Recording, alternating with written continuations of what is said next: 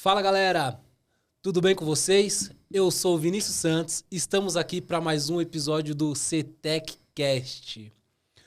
Hoje estamos com o Cristiano Gomes, o head da CTech Healthcare, formado em Economia, MBA em Gestão Empresarial, Estratégica e Master Black Belt. Estamos aqui com o Dr. Rodrigo Videres, diretor técnico do Hospital Unimed Vale de São Francisco, em Petrolina, graduado em Medicina, mestrado em Gestão da Saúde na Universidade Federal de Pernambuco, doutorado em Gestão da Saúde na Universidade de Pernambuco, residência médica em Infectologia na Universidade Federal da Paraíba, professor coordenador da cadeira de Infectologia da Unifasp, Universidade Federal do Vale de São Francisco, e estamos com a Cíntia Teles, graduada em enfermagem, gerente técnico operacional da Unimed do Vale de São Francisco. Hoje vamos falar como a melhoria contínua pode melhorar a saúde, ok? Beleza, pessoal, sejam bem-vindos. É um prazer estar aqui com vocês, prazer estar aqui com você, Cíntia, prazer estar aqui com você, doutor Rodrigo. Pelo currículo, já dá para saber que hoje o bate-papo vai ser sensacional, né? Vocês viram o currículo aí, só gente de alta excelência. Eu queria começar perguntando um pouquinho, a gente fala muito de Unimed, você vê Unimed em todos os locais do Brasil, mas o que é a Unimed de fato, né? O que é esse sistema Unimed? Aí fique à vontade, Cíntia, doutor Rodrigo, para responder. Vamos tentar entender, trazer um pouquinho para o público o que é esse sistema, né? Boa noite a todos. Olha só, a Unimed foi criada aqui em Santos, pertinho. Foi o José Luiz Barbosa, Camargo Barbosa, em Santos, em 67, que era a questão de se proteger do mercantilismo da saúde. E tinha o exemplo do Porto de Santos, tinha umas cooperativas. Então ele pegou essa ideia da cooperativa e fazia a cooperativa de trabalho médico. Então a primeira Unimed foi criada em Santos. E essa Unimed foi criada e outras cidades começaram a criar. E essas outras cidades a gente chama de singulares. Seria o primeiro nível de uma Unimed. Essas singulares, elas se reúnem e formam federações ou confederações. Então, lá em Pernambuco, a gente tem a Federação Pernambucana, onde junta várias singulares. Então, tem a Unimed Recife, a Unimed Vale do São Francisco, tem a Unimed Caruaru, e aí junta-se em federações. E depois tem a confederação maior, a central da Unimed, que é a Unimed Brasil, que seria o terceiro nível do sistema Unimed, que nos representa, junto à ANS, nós temos uma cadeira. Nós temos hoje o sistema Unimed, mais de 150 mil médicos cooperados, né? E nós estamos quase em 39% do mercado de medicina suplementar. Quando você soma todas as sistema, singulares, né? Não existe uma Unimed que tem isso tudo. Eu acho que a nossa maior Unimed, que é um exemplo que a gente tenta, é a Unimed Belo Horizonte. A Unimed Belo Horizonte é muito forte, com mais de 1 milhão de vidas na sua carteira. É muito legal lá. Bacana. Pensando nesse sistema, né? Você tem essa singularidade, que são essas cadeias, né, nas regionais. Eu fico pensando na dificuldade que deve ser gerenciar isso, tentar manter um padrão, né? Existe, de fato, um padrão Unimed em que todas essas regionais ou filiais, singularidades, precisam seguir. E o outro ponto eu imagino como deve ser difícil garantir esse padrão, né? Porque você tem características regionais, você tem características do próprio paciente e você tem características de gestão desses médicos que estão por aí espalhados pelo Brasil, esses 150 mil cooperados. Como é que vocês fazem para garantir esse padrão e fazer com que cada Unimed pelo Brasil, por exemplo, eu sou cliente Unimed, eu sou cliente do CNU. Então, cada local onde eu vou no Brasil, você percebe um certo padrão. Layout, estrutura dos hospitais. Como é que funciona para garantir esse padrão de atendimento de excelência? Então, a Unimed Brasil criou um setor só para criar isso aí. Então, paleta de cores. Hoje tem a paleta de cores Unimed. Então, se você quer usar a marca Unimed, tem que seguir esse normativo. A maneira que você coloca, então, Unimed Vale do São Francisco, o logo Unimed é igual para todos. Vai mudar o nomezinho Vale do São Francisco, que tem a posição certa de colocar. Então, a Unimed Brasil já cuida da questão da marca, né? Nós temos a rede, todas as Unimed têm 150 hospitais próprios. Então, a Unimed de Vale do São Francisco, nós temos 2 hospitais. O logo vai ser padrão Unimed Brasil. Agora, o gerenciamento de cada Unimed vai ter o seu, porque tem as suas características. Então, eu acho que isso é um ponto forte, porque cada região vai ter a sua particularidade de renda da população. Nós temos planos diferentes. O plano que eu vendo na Vale do São Francisco é diferente do que a Unimed Santos vende. Enfim, eles se comunicam, né? Tem um plano regional, mas são diferentes. Então, e a maneira de como gerir varia de acordo com a política do lidar com o médico, ou lidar com a classe sindical da enfermagem, do fisioterapeuta, quando você contrata um hospital. Então, não existe um padrão nacional. Contudo, tenta-se fazer uma padronização, mas acredito que essa padronização mais robusta é mais de 5 anos para cá. Tá? A organização da Unimed Brasil tem trabalhado bastante nisso aí. Então você tem um desafio hoje ainda com relação a isso, né? Pensando na Unimed, quando a gente está falando muito hoje num ambiente em que o foco é a experiência do paciente, o foco é trabalhar a jornada, o foco é trabalhar hoje o cuidado centrado no paciente, e você tem uma diversidade dessa de gestão, de particularidades, como é que você garante a excelência, né? Como é que você garante que o paciente que for atendido na Unimed Vale de São Francisco, for atendido na Unimed Fortaleza, for atendido aqui em São Paulo, tenha esse padrão estabelecido, né? Diante dessas características que você falou. Então, eu imagino que seja um grande desafio. Como é que funciona isso? Tem algum setor na Unimed CNU, igual que trabalha a paleta de cores e marketing, para trabalhar de alguma forma inputs ou pressupostos ou protocolos que deveriam ser seguidos? Como é que é esse desafio de cooperativa, né? A gente vê muitas cooperativas crescendo aí no mercado, cooperativa de classes específicas. Como é que é esse desafio dentro de uma cooperativa, onde todo mundo é dono, não tem um dono específico? Como é que você consegue tomar decisão, melhorar a gestão dentro desse processo? Então, é um grande desafio, porque cooperativa parte do pressuposto que todos são iguais. Então, todos são médicos. Só que a medicina é tão ampla, que eu vou ter um médico que trabalha apenas com peças anatômicas, que seria o patologista. Em teoria, ele nem vê o paciente. Lógico que ele pode ver o paciente, examinar o paciente em alguns casos mais específicos. Mas eu tenho um médico que nem toca no paciente. Aí eu tenho um médico de urgência que está lá pegando um paciente ensanguentado num acidente. Então, nós somos médicos, sim, mas temos nossas particularidades. Então, termina sendo um pouco diferente. É diferente de uma cooperativa de taxista. Imagina uma cooperativa de taxista onde todos têm o mesmo modelo de carro. Então, se a cooperativa decidir, olha, só entra na cooperativa quem tiver um Corolla branco. Facilita essa gestão, né? Perfeito. Fica bem mais fácil você lidar com o dia a dia das dificuldades. Aí, imagine você ter uma cooperativa onde você tem um neurocirurgião, você tem um dermatologista, você tem um pediatra, você tem um anestesista. Então, é um desafio, mas a diferença também fortalece. Você viver pensando pensamentos diferentes. Mas é um desafio, né? Não tem uma postura nacional de como gerir. Na realidade, o que a gente tenta no sistema Unimed Brasil, ele passa-se questionários, indicadores, qual é o seu índice de taxa de infecção por hospital, infecção hospitalar, qual a complexidade, quantos leitos você tem de UTI pediátrica, quantos leitos. Então, você vai criando isso aí e vai criando qual é a sua taxa de mortalidade.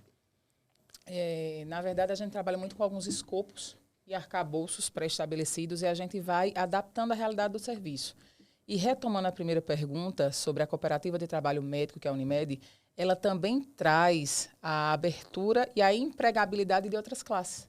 Sim, então, sim. você tem oportunidades de emprego para um fisioterapeuta, para um enfermeiro, né? Para o técnico de enfermagem, para o maqueiro. Então, esse fortalecimento da rede também traz campos de trabalho para outras áreas. Então, traz-se para a região uma cooperativa que é nacional, mas as influências dessa região também vai influenciar o funcionamento dessa unidade, desse serviço. E você cria um ecossistema que se retroalimenta, Exatamente. como você falou bem, gerando empregabilidade e se retroalimenta gerando atendimento para a população. Com Né? certeza. Muito bom, é interessante isso. O problema é que o cooperativismo nessa situação realmente gera muitos desafios. E o padrão é algo que se faz muito presente dentro da área de saúde. Com certeza. Então, eu acho que é um desafio enorme isso. E a Unimed consegue navegar bem, porque está aí há tanto tempo fazendo e fazendo bem feito. E alguns locais são os melhores hospitais das localidades, então está fazendo um trabalho de ponta com relação a isso. Né? Falando um pouquinho do Vale do São Francisco, né? Fica ali em Petrolina. Como é que funciona a estrutura de vocês no Vale do São Francisco?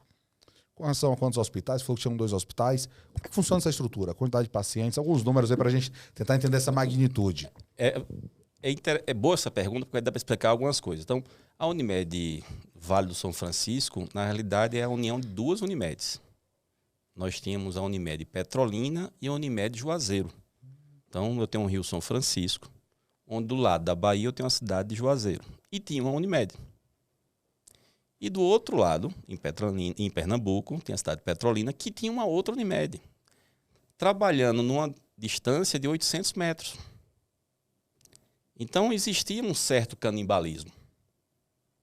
Exato, porque o fluxo de pacientes era muito fácil. Então, só ponte, você está na localidade. Exatamente. Exato. Então, você tem custos fixos de uma Unimed. Então, uma Unimed muito pequena, 20 mil vidas, ela está fadada a sofrer bastante com o aumento de custos que tem. Você ser gestor de um plano de saúde é um desafio. É um local, a medicina suplementar, com a Agência Nacional de Saúde Suplementar, a ANS, controlando aumentos. Você tem um aumento tabelado, mas os seus custos não são tabelados. Então, a gente tem um índice da saúde que os indicadores são muito maiores do que o IPCA, que seria a inflação normal. Então, há um descompasso. Então, é um desafio. Então, o Vale do São Francisco, o Submed São Francisco é formado de Juazeiro e Petrolina principalmente. Juntando as 2 cidades, a gente já está beirando em 600 mil pessoas. Então, a Unimed Juazeiro e Petrolina, as 2 estavam muito mal das pernas e resolveram se unir. Formou a Unimed Vale do São Francisco. Outras Unimedes que tinham ao redor, tipo Unimed Senhor do Bonfim, também sucumbiu. Aí nós fomos ganhando carteira. Então, hoje, a Vale do São Francisco, nós podemos vender plano de Paulo Afonso, onde tem a hidrelétrica, Sobradinho, onde tem outra hidrelétrica. Chegamos agora até Irecê, que é uma cidade onde se produz muito alimento na Bahia, muita verdura, a agricultura lá é forte. Podemos vender também em Salgueiro. Essa é a nossa área. Então, assim, a abrangência geográfica está seguindo realmente o Rio São Francisco. O sistema Unimed se senta e fala quem pode vender naquela região. Então, à medida que você vai galgando, você tem uma rede prestadora, você consegue vender e assistir corretamente. Porque você vender plano é fácil. Você vê que você é bom mesmo do negócio é quando a pessoa precisa e você está lá para fazer com que o usuário se sinta, pô, eu fui protegido, a Unimed me assistiu, eu fui cuidado na hora que eu precisei. Porque vender plano é fácil. O que mais tem é plano quebrando por aí. Vender é fácil. Se eu baixar muito o preço, eu vendo muito plano. Mas na hora que for bancar, a saúde é cara. Agora, como garantir esse atendimento e garantir que seja rentável para o sistema? Sim, né? Exatamente. Exato. Nossa região ela é muito forte na fruticultura irrigada, né? É uma região do interior ali de Pernambuco e norte da Bahia. E a Unimed ela começa com uma unidade hospitalar em 2009, inaugurada, né? E em Nossa primeira Unimed hospitalar. Primeiro hospital, unidade própria. Cooperativa já existia. Já existia, e foi exatamente. decisivo para a nossa sobrevivência. Estabelecer A verticalização. A verticalização. Que é o que a gente está vendo hoje muito em moda no mercado, principalmente no mercado de saúde, focando muito em verticalização. E a Unimed já tinha isso muito na essência dela, né? Ela cresceu e surgiu muito pensando em verticalização, né? Sair da mão dos hospitais e ter hospital próprio. Né? Eu acho que os grandes players vão virar todos verticais. Não dá para você trabalhar na estrutura fee for service. Tá? Então, quando você tem a carteira e alguém vai prestar o serviço a você, se você não tiver esse controle, você quebra. Então, a Redditor, quando faz parceria com a Sul América, é a Sul América que é a pagadora com a Redditor que é a prestadora. Tá? Então, é uma maneira de verticalizar a Sul América. Sim. Tá? Foi o meu inverso. O normal seria a Sul América pegar a Redditor. Foi o inverso, mas assim, vão se ajudar. Tá? Porque se é só cobrar do plano, só vem a nós, o plano sucumbe. Porque essa frase não é minha, mas assim, no sistema suplementar, todo mundo é insatisfeito. Eu vou lhe dizer o que é isso. O usuário, quando compra o plano de saúde, ele é insatisfeito porque acha caro. O plano de saúde é insatisfeito porque acha que vendeu barato. E o prestador, o hospital que prestou a assistência ao paciente para o plano, né, também está insatisfeito porque acha que o plano de saúde pagou pouco. E o médico que prestou a saúde realmente lá acha que o hospital ou o plano de saúde pagou pouco. Não tem ninguém satisfeito. Aí incluo mais um agente nessa brincadeira. E as empresas que, de alguma forma, coparticipam com o pagamento dos planos de saúde hoje, também estão insatisfeitos porque acham que estão pagando e que não deveriam pagar isso para os funcionários. E quando o funcionário usa muito, vem sinistralidade, aumenta a participação deles, eles não querem fazer isso. Concordo. Realmente está todo mundo insatisfeito. Está muito satisfeito. Teve uma deflação não, teve esqueci o nome que dá, a ANS deu um deflator, em vez de aumentar, porque não houve o uso no primeiro ano da pandemia, baixou os planos 6%. Então, em vez de aumentar, inflação comendo, mas ela baixou 6%, porque não teve. Esse ano, chegou a conta agora. Então, o ano de 2022, as Unimedes, os planos de saúde como um todo, não só Unimed, a Amil, está fechando os balanços. Quando junta superávit de alguns e prejuízo de muitos, o sistema suplementar fechou com 5 bilhões de prejuízo. Em um setor que não há gordura. Todo mundo está trabalhando naquele limite. Se você for trabalhar com um sistema de dinheiro bancário, etc., ninguém vai investir numa coisa que dá 1% de lucro. Rentabilidade de 1% de retornar no patrimônio investido. Não é assim que funciona. Então, tem que se olhar muito cuidado. Tem que cuidar bem essa inflação do país, questão de reajuste, poder de compra do usuário, porque também chegou no momento que os planos de saúde não podem passar totalmente esse valor para o usuário. Porque a partir do momento que você ficar muito caro, o usuário sai. Ele deixa de ser usuário do plano de saúde. Não estou falando só sistema Unimed, não. Qualquer um. Quando ele deixa de ser saúde suplementar, ele prejudica o SUS, que vai aumentar a carga no SUS. Só que o SUS já tem um desbalanço, que a maior parte da população brasileira já está no SUS. Todo brasileiro, ou estando no país, está sendo coberto pelo SUS. Mas quando eu falo, ele depende exclusivamente do SUS. Então, a gente tem 210 milhões de pessoas, 160 milhões exclusivo só do SUS. Então, se você perde pessoa do sistema suplementar, você está forçando uma pressão no SUS, que a gente já tem um orçamento já limitado. É uma panela de pressão pronta para estourar. Né? Isso. Né? Então, se você aumentar, vamos supor, o plano é R$100. Eu consigo aumentar para 110? Talvez. 120, muita dúvida. 130 você não consegue. Se eu aumentar de 100 para 130, seria um aumento de 30%, o que é que vai acontecer? Meu paciente sadio, ele vai sair. Ele vai dizer, olha, estou pagando, não uso, não vou pagar mais. Vou arriscar e vou para o SUS na hora que eu precisar. Aquele que é doente, ele vai continuar, ele vai se esforçar e continuar. Mas por que existe isso? Porque o plano de saúde é uma economia coletiva. São muitos sadios para pagar poucos doentes. É assim que funciona o sistema.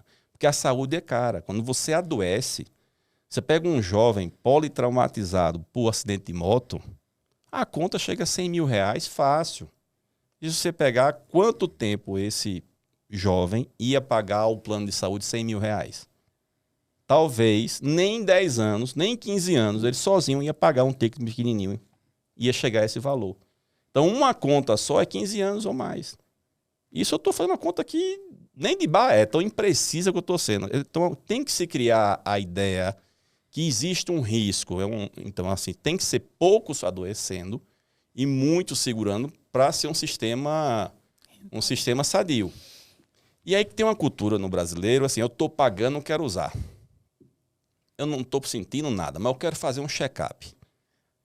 Esse check-up sem nenhum cuidado, um exame mal solicitado, um exame que não vai trazer nenhuma resposta para o paciente, é desperdício, é um gargalo. E aí, quando o plano chega para a ANS, olha, eu gastei tanto, minha sinistralidade foi tanto. É aí que a ANS libera ou não o aumento. Então, aquele usuário que acha que está pagando e usa sem ter a necessidade, está prejudicando todo o sistema, porque vai aumentar o plano de todos. Tá? Faz sentido. Porque o exame complementar, ele quer responder uma pergunta. Vinícius, você está com anemia ou não? Eu vou pedir um hemograma. Mas se eu olho você, examino, vejo sua esclera, você não está pálido, não está nada. Para que eu vou pedir um hemograma? Eu estou falando de um exame barato. Então tem um desespero eu vou pedir, doutor, eu quero ultrassom do meu corpo todo. O cara não sente nada. Só que aí você fez lá 3 ultrassons, custou tanto para o plano de saúde, o plano de saúde vai ter que repassar essa conta para todos. Então, há um desperdício. Há a cultura do desperdício, é complicado. Que essa cultura é interessante. Eu paguei, tenho que usar. Não, eu paguei saúde e eu não quero usar, porque eu não quero adoecer. Agora, você falou uma coisa interessante desse desbalanceamento. Imagine o seguinte, se eu estou falando que eu tenho um paciente saudável, que porventura teve um aumento no valor da sua mensalidade, e optou então, olha, eu sou saudável, eu acho que eu não vou pagar porque aumentou muito, então vou esperar um horizonte de tempo para esse valor diminuir e eu conseguir ter um recurso financeiro maior para pagar. Não vou pagar. E começa a se ter um percentual de pessoas com esse mesmo tipo de pensamento. O que é que vai ficar dentro do sistema? Pessoas doentes. E essas pessoas doentes continuarão pagando porque necessitam do plano. Então vai chegar um momento que você tem mais gente usando o plano, Sim. do que pessoas que estão pagando e não usando, que é o bolsão que sustenta essa equação toda. Sim. Então, quando isso acontece, o plano quebra, e quebra para todo mundo. Sim. Então, mas é uma equação difícil de gerenciar, é uma equação complicadíssima de se fazer. Só que é necessária. Porque senão daqui a pouco, como você bem falou, não dá mais para pressionar o SUS. Você tem estados aí que 90% da população depende unicamente do SUS, e o SUS não consegue mais dar conta disso. Eu gosto muito de trabalhar a ideia de plano de saúde, quando eu converso com pessoas que não são da área, eu gosto muito de comparar com seguro de carro. Eu agora já passei dos 40 anos, não é mais esse tipo de conversa, mas quando eu tinha 30 anos, era muito comum meus amigos começando a ficar bem-sucedidos, um era advogado, um era juiz, todo mundo chegava com, comprei o meu primeiro carro importado. Não necessariamente importado, né? Comprei um carro legal. Na época da faculdade eu tinha um Celtinha, mas agora eu estou com um Corolla, estou agora com um BMW, enfim, você vai crescendo na vida, massa, legal. Quem gosta de carro vai curtir mais ainda, quem não gosta, enfim, vai curtir outras coisas, mas você vai investir seu dinheiro, trabalhei, estou crescendo, vou curtir isso aí. Aí eu vou pegar exemplo de um carro, de um BMW. Vamos botar um BMW valendo R$200 mil. Vamos botar que seja... quanto que seriam? R$5 mil. Vamos botar R$6 mil o seguro do BMW. Se eu pegar R$6 mil e dividir por 12, eu estou dando uma prestação de R$500 por mês de seguro. Certo? Aí eu ganhei uma carteirinha do meu seguro, qualquer seguro é que você queira. Só que essa carteirinha não vai dar o direito de você chegar na oficina, na esquina ali, eu quero fazer um check-up na minha BMW. Porque eu estou pagando, o seguro não vai lhe dar isso aí, não. Quando você capotar o seu BMW, tá? Ou então teve uma enchente e deu PT, o que é que você vai receber de volta? O que é que está segurado? R$200 mil. Então, para uma seguradora de carro, o risco dela é muito bem definido. Eu vou ter uma receita de 6 mil, eu vou ter, no máximo, um prejuízo de 200 mil se der PT e talvez pagar um dano a terceiro. Tá? Essa é a minha apólice.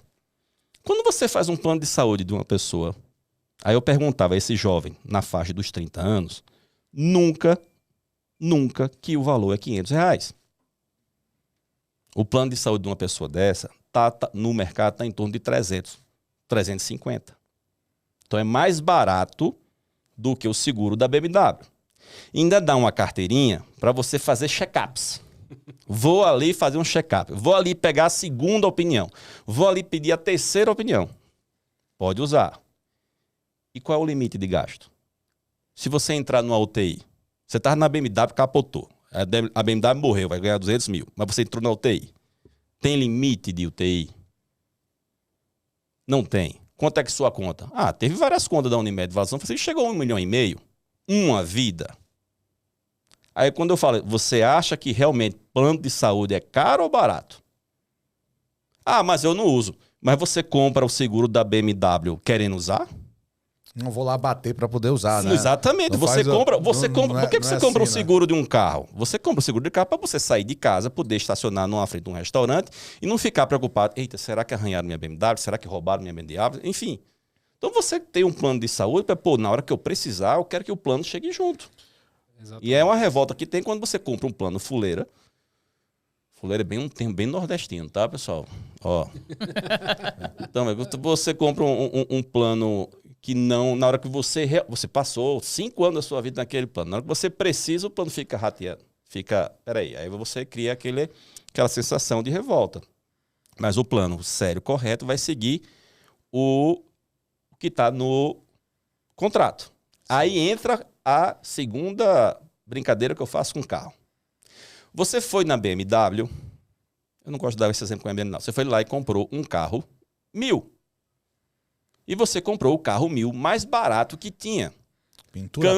Pintura branca, câmbio mecânico. Cara. E antigamente não vinha o retrovisor do lado direito, né? Pronto. E a luzinha de ré só tem uma luz, só tem um lado. Não é da sua época, não, Vinícius. Aí o Vinícius tá na BMW. O Vinícius pega um tasco da BMW e te diz que é o dele. Então, ok. Pronto. Tem um carro antigo chamado Gol. Você já chegou a conhecer, não? Conheceu o Gol Bola? Pronto. Enfim, vamos lá pro Gol. Então você foi na Volkswagen e comprou um Gol. O Gol era um Gol 1.000. Câmbio manual. Sem trio elétrico, então você tinha que rodar a manelinha para descer o vidro, tá certo? E sem ar-condicionado. Então, esse eu fiz o contrato. Para você, vendi o plano. Isso se chama rol. Um lindo dia, a ANS vai e fala, o rol mudou. E começou a colocar coisas novas nesse rol. Vamos voltar para o exemplo do carro.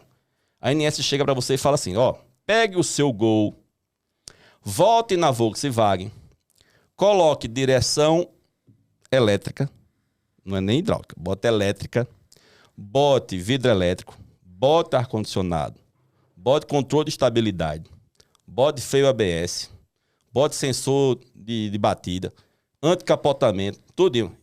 E o retrovisor do lado esquerdo, e você não vai aumentar o valor.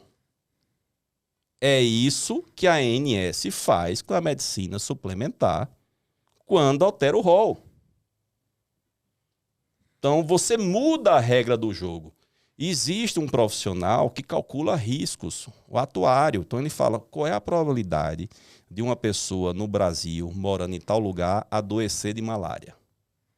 Qual é a probabilidade de ele ter uma endocardite? Qual é a probabilidade de ele ter um câncer de intestino? Quando ele pega essa probabilidade, ele vê quanto... Estatística. Então, tantos vão adoecer por ano por isso. Quanto custa, em média, o tratamento de um câncer de intestino? Tanto. Então, ele sabe quanto você vai gastar e aí você calcula o preço de um plano de saúde. A partir do momento que você altera o rol, o seu preço de custeio para o tratamento altera. Então, isso não bate, não fecha a conta. Tá? Eu não li ainda, mas me disseram os outros colegas que trabalham comigo na Unimed que foi aprovado pela ANS a medicação mais cara do mundo, que uma ampola são 6 milhões de reais. A ANS vai aprovar agora e colocar. Só que os planos não vão ter condições. A minha Unimed, que eu faço parte lá, que eu sou cooperado, a gente nunca teve 6 milhões de lucro. Então aparecer um cliente desse... Acabou toda a saúde coletiva. Toda a sua saúde. Já foi. Exato. Você falou em estatística, até perguntar para você, de que tipo de distribuição é essa? É normal, é gama, é logística? De Weibo, que tipo de distribuição né? Interessante essa aí. Olha, você não esperava por essa, viu? Não. Então, doutor, dá para ver que por trás de tudo isso falta uma educação nossa, como paciente. O que, é que de fato a gente pode e precisa usar? E uma percepção de que o que eu faço de errado ou o mau uso do meu plano, isso vai impactar em toda a rede. Sim, Então existe uma falta de percepção de coletivismo nessa brincadeira. sim, Porque a do seguro realmente tem razão. Eu não vou lá bater o carro para usar o seguro. Eu não quero usar o seguro. Mas às vezes eu tô lá, se tu uma dor no dedo, vou no pronto-socorro. sim. Vou ter um atendimento caro de emergência, ao invés de ir marcar uma consulta, fazer um tratamento eletivo. Não, eu sobrecarrego o sistema, indo no pronto-socorro, porque eu sei que no pronto-socorro vou fazer vários exames, então eu não vou perder tempo de ir na consulta, ir no laboratório. E, Cristiane, de fato, é dessa maneira que acontece. Por exemplo, eu não quero ir no ambulatório, eu não quero esperar a agenda do médico, eu vou no pronto atendimento. Porque lá tem tudo fácil e rápido, né? Então, Exatamente. E aí o que é que acontece? Existe uma desconstrução justamente do que é, para que serve, qual é a finalidade de um pronto atendimento, qual é a finalidade da clínica médica, do ambulatório, das especialidades. E o que é que acontece? A gente não pode manter um serviço só com setores críticos especializados, quando eu falo de setores graves como a UTI, uma semi-intensiva. Então, o que é que acontece também com os planos de saúde? Que é um exemplo da Unimed Vale de São Francisco. Investe-se nos setores especializados de reabilitação, de atenção primária, para que você possa também educar essa população. E é uma educação nas duas mãos, né? Tanto de quem procura o serviço, que precisa de uma orientação, como daquele que também vai atender e que vai indicar e que vai realmente explicar ao paciente e orientá-lo de que ele não precisa, para uma anemia, pedir uma ultrassonografia, uma tomografia e outros exames mais especializados. Então, existe uma construção nos dois lados, na verdade. Isso é muito importante. com certeza, sim. A gente carece muito no Brasil de educação financeira e de uma educação em prevenção à saúde. Você não tem isso. As pessoas não pensam muito nisso. E isso você está falando no âmbito de plano de saúde. Isso é a mesma percepção do SUS. Então vai sobrecarregar o SUS da mesma forma. Isso é simplesmente insustentável. Eu acho que não dura 5 anos esse sistema do jeito que ele está. As operadoras começam a quebrar, os hospitais também, ninguém consegue pagar, pressiona o SUS não vai conseguir mais dar conta. E aí? Como é que a gente vai gerar valor nessa brincadeira toda, né? Então, o que nos fez sobreviver foi o nosso primeiro hospital, inaugurado em 2009. A nossa diretoria é muito clara. Se não tivesse sido esse hospital, a gente ter verticalizado, nós estaríamos fora do mercado já. Porque quando nós tivemos nosso primeiro hospital, nós tivemos noção de quanto é realmente um custo. Então, os hospitais queriam, os outros que prestavam serviço para a gente, queriam um valor que não seria sustentável para nós. E a gente dizia, olha, não é bem assim, eu tenho um hospital agora. Eu sei quanto custa, tá?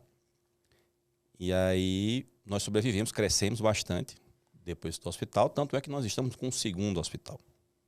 Passamos algumas dificuldades agora e estamos mudando o perfil de cada hospital. Não vamos ficar com 2 hospitais gerais. Então, vai virar mais para oncologia, é um outro gargalo muito grande. Cada dia aparecem medicações mais novas, mais caras e entra no rol. E não aumenta a receita, só aumenta a despesa. E isso foi importante. Só que chega um limite da verticalização. Chega um limite da verticalização. Você não pode verticalizar, você não vai ter quantos hospitais. Você tem um limite disso aí. E aí entra a questão da excelência operacional.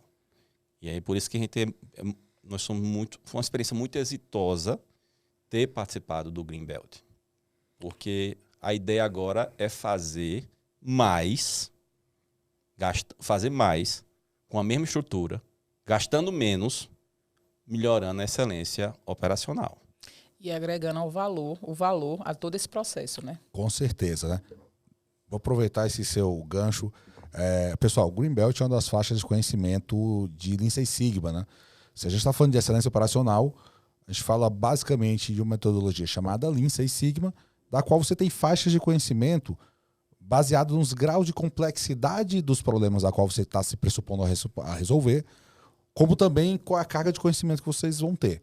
Então, os nossos 2 convidados de hoje participaram de uma pós-graduação que tem a excelência operacional como mote, né? Excelência operacional para a saúde do Hospital Albert Einstein, e que dentro você tem a faixa de conhecimento do Greenbelt. Aproveitando isso, como é que está a excelência operacional hoje da Unimed Vale de São Francisco? Olha, o que eu acho mais fantástico, quem está nos ouvindo e trabalha em um hospital sabe que todo hospital é um ótimo lugar para se apagar incêndio. Todo dia vai ter um incêndio. Quando eu falo incêndio, é o quê? Olha, houve uma superlotação na urgência, houve uma superlotação no setor de berçário, houve... O seu bloco cirúrgico estava programado para fazer 20 cirurgias, mas apareceram mais 20 de urgência, teve 40. Fazer a cirurgia é uma coisa, você acomodar no leito de retaguarda na sua enfermaria, no seu apartamento. Então, você começa, você vive apagando incêndio. É o normal de um hospital, é o normal do gestor, não do gestor, mas no operacional. Aquele gerente operacional, ele vai apagar incêndio. E tem a cultura só de estar ali... Pronto. A cultura do herói e de ação de contenção, né? Porque Isso. você tá toda hora fazendo alguma coisa. Então, o que é que mudou? Eu acho que é o fantástico. Você começa a pensar diferente. Começa a chegar a ideia do medir. Ah, você tem um problema. Você tem razão. Você tem certeza que a causa daquele problema é isso que você está dizendo? Olha, está acontecendo isso e o problema é isso. E a resolução é essa. Peraí, você tem certeza que é essa causa? Então você começa a pensar o problema diferente. E você começa a ver que essa ideia de apagar incêndio não é para o gestor. E a pergunta é, será que é de fato um problema? Qual o tamanho dele? Exatamente. E isso nós estamos aplicando desde as reclamações no cardápio do lanche do médico da urgência. Tá? Então, você aplica essa metodologia em tudo. Então, tempo de espera na urgência, índice de atraso, cirurgias de atraso, o tempo de atraso de iniciar a cirurgia no bloco cirúrgico, porque bloco cirúrgico, quanto mais cirurgia, mais produção. É o coração do hospital, mais receita vem. Então, se você tem um atraso de cirurgia, você está perdendo hora que você podia estar faturando. É igual avião. Avião no chão não fatura. A empresa aérea tem que botar avião para voar. Então, você tem que ganhar tempo de avião, diminuir tempo em solo. Então, sala cirúrgica não pode estar ociosa. Tempo ocioso, você está perdendo dinheiro. Então, muda como você encara o problema. Você, gestor, chega lá o seu operacional. Está acontecendo isso. A maneira de você ouvir já muda. Tá bom, senta aqui. E aí tem várias técnicas. Se você usar no terceiro porquê, a pessoa já começa a entender que a teoria dela estava errada e não precisa nem chegar nos 5 porquês. Já muda de ideia. Você tem razão. Não era bem assim. Não é bem assim. Não é. Tá? Então é só uma das maneiras. Então, a maneira que é passado a metodologia do Lean Sigma e você vai indo, então, existe o PDCA, o Lean Sigma, enfim, é uma das, mas você pode usar várias, mas ensina a você enxergar o problema de uma outra forma e ensina você chegar a soluções mais fidedignas, mais assertivas e ensina você a medir. Porque se você não faz a medição, se você não afere, você não tem como dizer se está certo ou errado. Eu fiquei imaginando, você falou uma coisa interessante, eu fico imaginando isso. Chega um paciente, doutor, tô com dor aqui, tô passando mal. Onde é a dor? Ah, não sei. Como é que você vai traçar um diagnóstico sem fazer uma avaliação? Sem solicitar exames? Sem verificar o quadro clínico dele baseado em dados? Ou em fatos que a história dele é na anamnese? Isso. E por que na própria área de saúde, da qual, para se traçar um bom diagnóstico, você precisa ter todo esse aparato de informações e de conhecimento, quando você vai melhorar um processo ou vai trabalhar na gestão desse negócio, dos processos de back-office da área de saúde, hoje em dia são feitos ainda de forma Rudimentar. Rudimentar, eu não me preocupo com isso. Mas para assistência é importante eu ter dados, eu ter para traçar um bom diagnóstico, eu preciso ter exames. Você não pode trabalhar sempre com empirismo, né, Cristiano? Exato. Então, assim, uma coisa que o Dr. Rodrigo falou muito importante. Você para e começa a observar o problema e a identificar ele. Tem uma percepção totalmente diferente. Então, depois que a gente começou a trabalhar com essa ferramenta, então toda essa percepção nossa mudou bastante. E onde é que a gente quer chegar? Na melhoria. A gente quer mudar o processo, a gente quer melhorar o processo. E uma das coisas que a gente descobriu tão simples e que faz uma diferença nesse processo todo é você ouvir quem opera ele. É ouvir o maqueiro, é ouvir o circulante da sala, né? É ouvir a enfermeira que está ali classificando, está fazendo parte da triagem, de todo o processo, desde que o paciente entra no hospital né, na nossa porta de entrada, até quando o paciente chega naquele leito de internação. Ou seja, todas as etapas da experiência do paciente. Exato. E os processos que estão ali para dar suporte a essa experiência são verificados, né? Isso é que é importante quando a gente está falando de seguir um método. Eu preciso contar uma história. Isso. Eu preciso ter uma receita, né, de como fazer isso. Qual foi o impacto para as pessoas que não estão participando disso como vocês? Vocês estão como equipe, né? A Unimed tem uma equipe que foi capacitada em Greenbelt, estabeleceu projetos com o suporte do Hospital Albert Einstein. Só que tem umas pessoas que foram afetadas por isso, que não participaram do treinamento, da capacitação, da pós-graduação. Como é que está a vida desse pessoal? Porque agora vocês estão muito mais críticos com relação a questionar o problema, a tentar descobrir causa raiz. E esse pessoal que não conheceu nada disso, como é que eles encararam isso? Como é que essa cultura está sendo transformada? A primeira cultura, a gente usava muito data show, né? Fazer alguma apresentação, uma coisa. A primeira coisa foi que eu não uso praticamente mais data show. Compramos uma lousa, um quadro branco, tamanho do mundo. Tamanho do mundo não, tô sendo exagerado. Na minha sala não tem Como um bom pernambucano. Como um bom pernambucano. Tô parecendo de Itu, tô parecendo que é de Itu, só quero ser paulista de Itu. Não, enfim, é maior que essa televisão. O dobro, sei lá. Enfim. E comecei a desenhar fluxo. E juntava todo mundo na mesa. Bora, sala com reunião com o diretor. O paciente chegou e começava a desenhar o fluxo. Chegou o paciente, o que é que faz? Quais são as perguntas que ele faz? E começava a desenhar. Tem a técnica do post-it. Não dá certo. É bom na lousa. E aí uma pessoa anotando. A Ariane, que é da nossa qualidade, acho que foi ela que mais mudou, impactou. E todo mundo agora fala, desenha um fluxo. Desenha um fluxo. E comece a ver os subprocessos em cada caixinha do fluxo. Começa a fazer, onde é que estão as falhas? Começa a fazer os porquês, os 5 porquês em cada caixinha. E isso está virando cultura do grupo como um todo. Você não precisou fazer o Greenbelt. Todo mundo notou, caramba, estava lá o tempo todo, mas só você pensar dessa maneira, as coisas vão acontecendo. Ou seja, só em ter uma parte da equipe trazendo essa visão diferente, conseguiu contagiar os demais. Sim. Sim. Os demais perceberam, parece que faz sentido isso que o pessoal está falando aí, né? Vamos desenhar fluxo, vamos entender. E eu não sei se vocês passaram por isso quando vocês estavam fazendo esses desenhos de fluxos. Quando você pergunta a alguém, você falou bem, né? Assim, olha, eu trouxe as pessoas que operam, que fazem um processo acontecer. Quando você começa a escutar essas pessoas, eles conhecem muito do processo, do que fazem. Mas se você pedir para ele desenhar um fluxo, eles têm muita dificuldade de sintetizar o que fazem. E o principal, de conectar o fluxo deles com o fluxo seguinte ou anterior. Cristiane, olha como você falou uma coisa importante. Veja que nesse processo todo que a gente está desenhando aqui e conversando, cada peça dessa é fundamental. Ele que vai falar o que ele faz no dia a dia e eu que vou ouvir para tentar entender onde é que está o problema. Então, ele não vai conseguir desenhar o fluxo, ele não vai saber o que é processo, teoricamente falando, né? Mas ele é peça fundamental nesse processo, junto comigo e com as outras pessoas que estão envolvidas nele. Então, cada peça desse quebra-cabeça é fundamental. E quando você diz assim, você vira para o maqueiro, que foi o tema do trabalho da gente, o primeiro, olha, reunião da diretoria. O que é que esse cara vai pensar? Poxa, o diretor está me chamando. Rapaz, o medo danado. Quando chama pro Será diretor, que eu fiz alguma coisa der... errada, né? Tô sendo chamado aí pra salinha. E agora a salinha tem o quadro branco. O meu enfermeiro, Paulo, um grande abraço pra você. Paulo é nosso gerente, enfermeiro do bloco. Fantástico, cara. E tirou férias. Aí eu chamo a substituta dele. A menina entrou na minha sala toda essa... que o diretor me chamou? Segundo dia substituindo o Paulo. Já ligou assim, Paulo, pelo amor de Deus, por que você tirou férias, Paulo? Senta aqui, vamos conversar. Enfim, muito legal. Muito legal. Então, olha como isso já contagia positivamente tudo isso, né?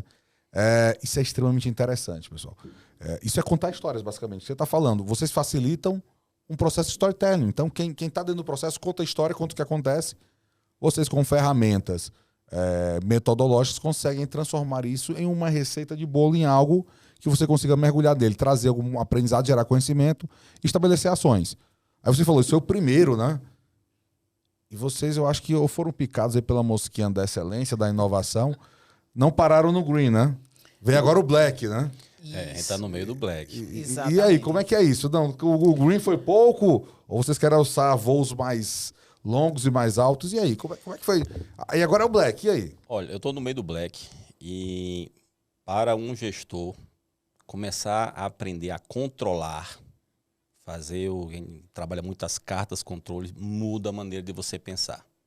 O Green é a grande abertura. Então, em termos de ganho pessoal, eu acho que para ganho da instituição, o Green tem um suporte maior. Então, Porque você tira o sai da inércia, véu, sai né? do Você zero, inércia, sai né? do zero. É uma frase que eu falo muito. O Green, você começa a aprender a enxergar. Ou seja, você começa a saber o que não sabia. É muito comum a gente não saber o que não sabe. E você sai, Cristiano, daquela zona de conforto. A diretoria está lhe chamando. Agora, a diretoria e os gerentes operacionais vão até você, vão até o seu setor, saber qual a sua realidade de trabalho. Então, você tem, no Green, a gente teve justamente esse acordar para esses processos. E a gente começa a enxergar diferente como tudo acontece. Na verdade, não é diferente, é enxergar mais e melhor todo o processo. Você gerente de um processo, de uma ala, de um setor, depois que você faz o Green, fica mais fácil de você convencer ao seu superior hierárquico que você precisa de tais recursos.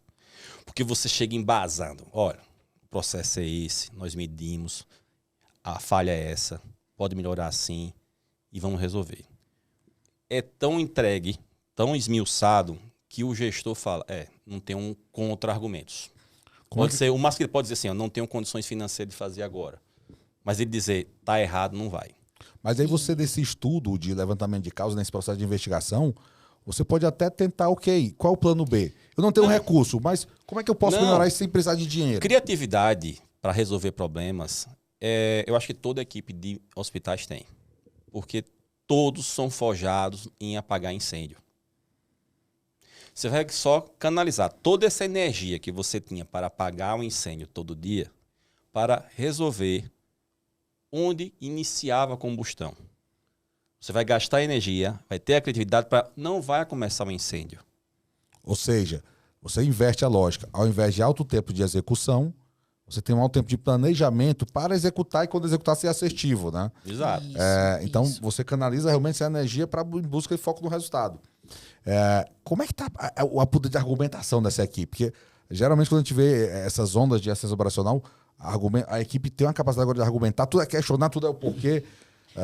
Tudo começa a ver diferente. Esses dias eu estava com um aluno, de Recife até também, de um outros projetos que a gente está tendo lá, e no self-service, na fila, o cara já estava assim, olha, tá vendo aí, professor? Olha, eu tô achando que ele precisa ter mais um caixa. Tá vendo o tempo de espera aqui? Isso. Da leguminosa, não sei o quê. Isso. Aumentou, na verdade, a nossa criticidade dos processos. Então, a gente começa a avaliar muito mais rápido alguns processos tão simples. E, Cristiano, a Unimed Vale de São Francisco trouxe 10 profissionais de áreas diferentes.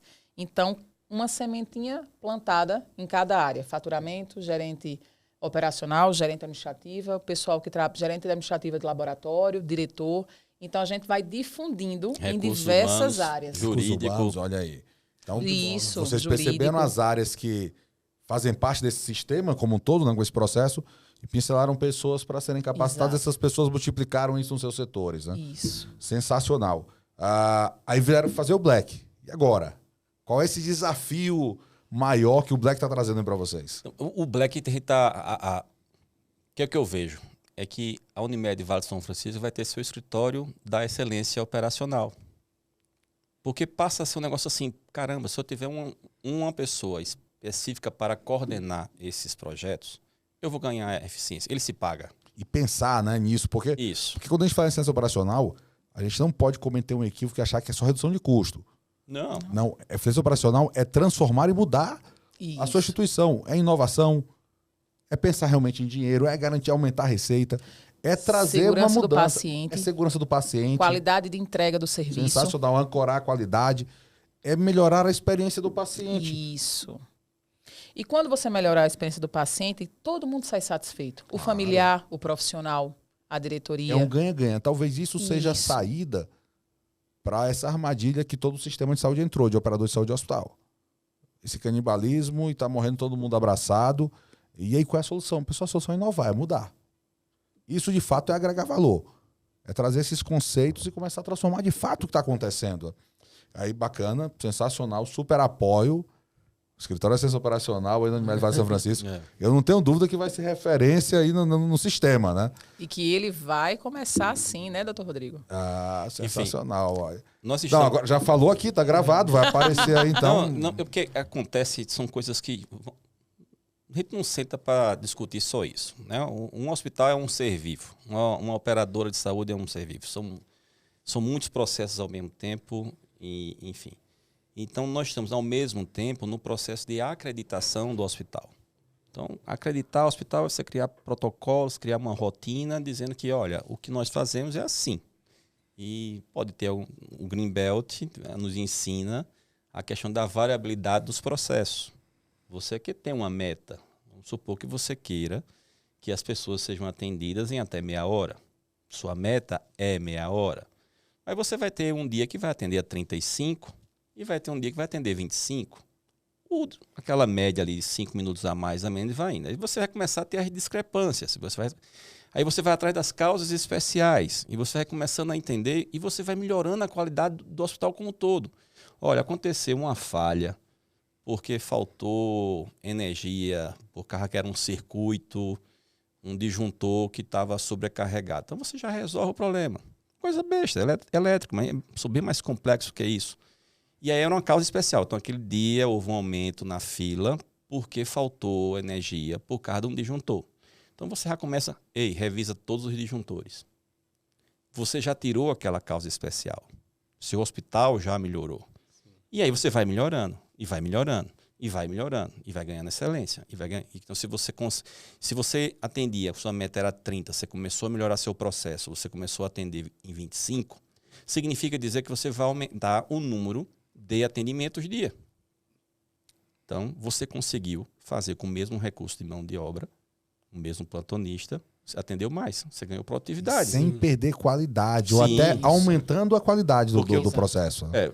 Se você espera menos na fila, a tendência, se você continuar sendo bem atendido, você vai dizer, melhorou o serviço, que eu fui atendido mais rápido. Lógico que se tiver alguma falha no processo, a medicação demorou, então, enfim, caia a sua questão do NPS, a questão da satisfação do usuário. Mas, via de regra, é um caminho a ser seguido. Você ganhar produtividade, ganhar eficiência e sem perder a qualidade. Isso é um assunto muito bom, né, Cris? A excelência operacional, a melhoria contínua.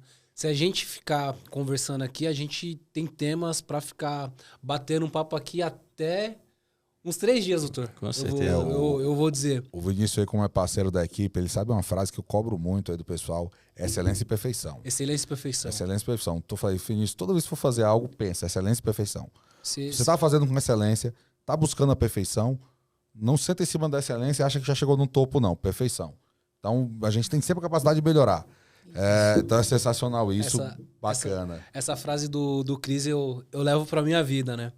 E no início, doutor, o senhor falou do desafio do gestor de plano de saúde e ao decorrer do bate-papo a gente veio falando de excelência operacional, da melhoria contínua. Dentro de todos esses processos, qual é o principal desafio dessa gestão? E o que ainda tem para melhorar? O que o senhor acha? Pessoal, cada local, cada processo, ele é único. Então, os desafios vai ser, primeiro, você pegar a sua equipe e você convencer. É até fácil fazer isso quando você começa a mostrar de forma prática. Porque ele deixa a ideia do Lean Sigma, ele é tão operacional, ele é tão prático que deixa de ser teórico, abstrato e passa a ser concreto. Vamos fazer. Então você já começa a trazer a equipe para você. Só que tem algum momento que você vai ter que ter equipe para fazer isso. Tá? Então tem que ter do seu gestor o apoio dizendo, olha, vamos liberar algumas horas de trabalho para que essas pessoas se dediquem a fazer essa melhoria. Não é apertar um botão play, não é um software de computador que vai executar para você. Vai ter que se reunir a equipe. Isso gasta tempo. Eu vou ter que tirar uma pessoa da limpeza naquele momento, venha para cá conversar comigo. Então, se você não tiver um gestor acima de você que entenda que ali não é aquele é um investimento que você vai melhorar, se você não tiver esse apoio, não vai funcionar. Então, qual é o desafio? Tenha apoio das pessoas, da sua gestão, da sua instituição. Que é o que aconteceu na Vale do São Francisco. Então, é um desafio. Não sei se todo mundo vai ter. Então, a pessoa que tem esse poder de, olha, vamos investir, pode apostar, vai ter o retorno. E você vai, no primeiro projeto, você fala, essa tecnologia é boa. Não é tecnologia, essa ferramenta é boa. A maneira como é colocada é boa. Então, o primeiro desafio é esse. Porque quando começa a aparecer os resultados, fica mais fácil fazer. O resultado gera engajamento. Exato. Nada melhor do que ter sucesso para garantir cada vez mais sucesso, né? Bacana, a gente está chegando perto do fim. Eu estou curioso, já vou até fazer o convite. Vocês estão falando aqui tudo, já se formaram em Green, né?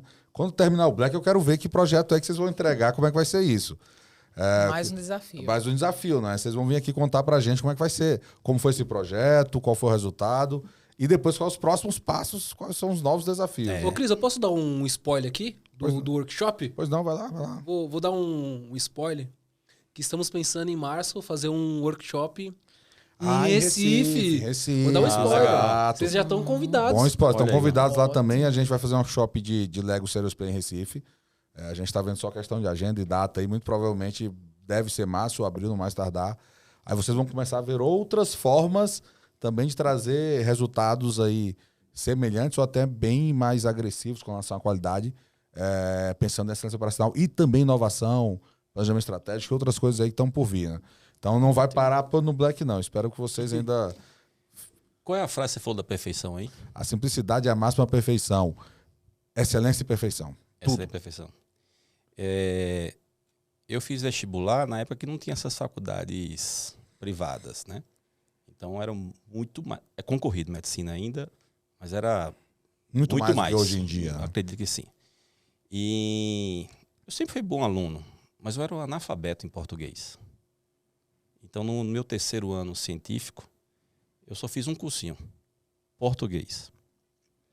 E eu agradeço ter me formado em medicina, passado no vestibular e me formado médico, é uma professora, se chama Zarinha, em João Pessoa. Eu queria mandar um beijo para ela, a professora Zarinha, agradeço demais, isso é público, eu agradeço. E nós éramos obrigados a fazer uma redação por semana. Eu comecei com uma nota regular, boa, muito boa, ótima, excelente, mas nunca cheguei no top máximo que ela usava para dar uma nota 10 numa redação, que era simples, harmoniosa e elegante. Então, você falando da perfeição, seria isso, simples, harmonioso e elegante. Parafraseando um pouco a frase do Steve Jobs e alterada para a minha característica e simplicidade é a máxima perfeição. Ponto. Excelência e perfeição em tudo que a gente tem que fazer. No momento que a gente achar que chegou à perfeição, para e vai fazer outra coisa, que está no canto errado. Porque a gente nunca vai chegar nisso. Mas a gente sempre tem que estar buscando ela. Esse é o nosso caminho, esse é o propósito de fazer excelência operacional, inovação. É sempre ter o inconformismo e estar buscando coisas novas para atender um paciente melhor, para gerar uma boa experiência, para trazer resultado para a organização. Para isso que a gente está aqui, né? Isso. Então, mais uma vez, agradeço, doutor Rodrigo, a diretor da Unimed Vale de São Francisco. Do Hospital Unimed. Do Hospital Unimed Vale de São Francisco. Em né? Petrolina. Em Petrolina, Porque show. tem um diretor do Juazeiro. Ok. Deve ser tão gente boa quanto você também. Muito. Sim. A gente traz ele da próxima Foi. vez. Vamos. E fez implante de cabelo também. Fez implante de cabelo pra você? Eu era careca. Então depois vamos conversar sobre essa história aí. Tô vendo que tá crescendo. Você pode ser um cliente do meu médico, viu? Dependendo- Vamos fazer o implante lá em Petrolina, Ele bora? negociando o valor, eu vou lá amanhã mesmo. Tudo é Doutor preço. Elson, tô chamando um cliente pro senhor. Ó, fazer marketing pra você aqui, depois a gente conversa aí. Eu já tô precisando, tô vendo que deu certo. Queria agradecer também você, Cíntia, gerente aí de operações, né? Trouxe aí muita informação, você está mais no dia a dia na operação, então isso é sensacional. Peço que sigam nossas redes sociais. A gente falou alguns termos que talvez não fiquem claros para todo mundo. Green Belt, Black Belt, o que é tudo isso. Sigam nossas redes sociais que vocês vão perceber lá e vão ter N vídeos explicando o que é Lean, o que é Six Sigma, qual a metodologia que a gente usa para inovação, Lego Serious Play, como é que funciona tudo isso, o que são essas faixas de conhecimento. Sigam, vão ter vários vídeos lá detalhando isso, entrem em contato com a gente também em caso de dúvidas. Agradeço muito mesmo a participação. Obrigado aí pelo ter aceitado o convite. Já fica o convite para o workshop de Lego que a gente vai fazer em Recife, sim. Vamos, sim. E também fica o convite para quando terminar esse projeto de Black, vocês virem aqui apresentar esse resultado. Vamos legal. Aí eu quero entender o que foi que aconteceu e depois qual é o próximo passo, né? Não pode parar nunca. Perfeito? Vinícius, agradeço também a sua participação. Muito bom estar com você. Conto com você também nas próximas vezes. Vai lá. Fala o arroba CTEC Healthcare. Show, bacana. No Instagram. E fala um pouquinho do assessment. A gente está lançando, pessoal, também aí, depois olhem nas nossas redes sociais, a gente está lançando um assessment para a área de saúde, para healthcare. Esse assessment foi bem construído, não é aqueles assessment que você entra em site, aí o cara, para pegar o teu lead lá, só faz um assessment, 3, 4 perguntas e dá uma avaliação. Não. Ele é um assessment realmente profundo, são várias perguntas a respeito do teu negócio, linkado com a excelência operacional. Com base nas respostas, a gente categorizou lá alguns níveis de maturidade da excelência operacional. Você vai fazer isso no nosso site, você vai receber uma devolutiva minha. Então não vai ser nada só eletrônico, teu ponto é esse, você está em tal ponto da excelência. Não. Eu vou analisar cada um desses assessments, você vai ter um resultado já imediato, para você entender um pouco onde você está. Ótimo. Só que a gente vai entrar em contato com vocês, depois vai ter uma devolutiva. Para você entender o que é excelência operacional, aquelas suas respostas, ela gerou que tipo de impacto, quais são os caminhos que você tem para se desenvolver. Então, entre no nosso site, CTEC Healthcare, entre nas nossas redes sociais, todos lá vão ter o link para o nosso assessment, e vejam que vai ser bem bacana. E é rico, é profundo, e realmente ele tem uma robustez aí por trás, que não é algo só superficial de internet, não. É algo realmente para tentar transformar e ajudar a vida de vocês nessa caminhada aí de transformação, de atendimento melhor, de qualidade e tudo mais. Perfeito. Pessoal, quiser falar as últimas palavras, fiquem à vontade. Acho que o Dr. Rodrigo já vai vender tanto plano da Unimed, que ele já fez tanto comercial positivo aí. Daqui a pouco, amanhã, a carteira vai aumentar, viu? Vai bombar. Aí, Dr. Rodrigo e Cíntia, se vocês quiserem deixar as redes sociais de vocês para a galera seguir, então vocês deixam o arroba, o LinkedIn de vocês, tá bom? Novo blogueiro aí. Novo blogueiro. Rapaz, que situação. Eu sou avesso à rede social. Eu não tenho rede social. Minha rede social é o WhatsApp, pô. Mas é importante, Dr. Rodrigo. Não, é importante. @UnimedVSF. Isso, Unimed Vale São Francisco. A gente ainda está nessa iniciação, né, doutor Rodrigo? Mas, assim, agradecer a oportunidade de estar aqui com vocês. Sempre é muito importante essa troca e essa experiência. Obrigada, tá, gente? Perfeito. Eu que agradeço, pessoal. Parou por aqui, né? É exatamente isso, Cris. Só lembrando a galera, ative as notificações, CTECcast. Se inscreva no nosso canal. E é isso daí, deixe muitos comentários. Show.